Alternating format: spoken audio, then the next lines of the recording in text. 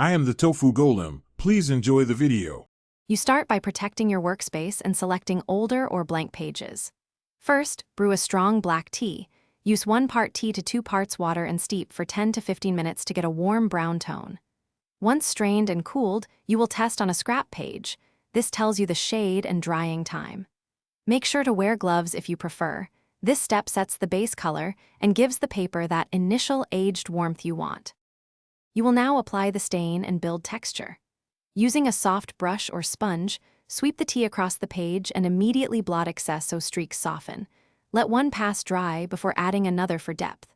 Once dry, you can gently crumple or fold edges to create natural wear and use fine sandpaper in small areas for subtle thinning. If you desire richer contrast, dab small amounts of coffee or diluted ink to create darker spots. This makes aging look authentic and varied.